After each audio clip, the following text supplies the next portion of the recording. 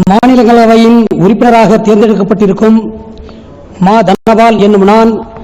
சட்டத்தினால் நிறுவப்பெற்றதான இந்திய அரசியல் சட்டத்தின் மீது பற்றார்வமும் பற்றுறுதியும் கொண்டிருப்பேன் என்றும் இந்தியாவின் இறையாண்மையையும் ஒருமைப்பாட்டையும் உறுதியாக பற்றியிருப்பேன் என்றும் நான் இப்போது ஏற்கவிருக்கும் கடமையினை நேர்மையாக நிறைவேற்றுவேன் என்றும் கடவுளின் பெயரால் ஆணையிட்டு கூறுகிறேன். மாநிலங்களவையின் உறுப்பினராக தேர்ந்தெடுக்கப்பட்டிருக்கும் ஐஎஸ் இன்பதுரை எனும் நான் சட்டத்தினால் நிறுவப்பட்டதான இந்திய அரசியல் சட்டத்தின் மீது உண்மையான பற்றார்வமும் பற்றுறுதியும் கொண்டிருப்பேன் என்றும் இந்தியாவின் இறையாண்மையும் ஒருமைப்பாட்டையும் உறுதியாகும் நான் இப்பொழுது ஏற்கவிருக்கும் இந்த கடமையினை நேராக நிறைவேற்றுவேன் என்றும் கடவுளின் பெயரால்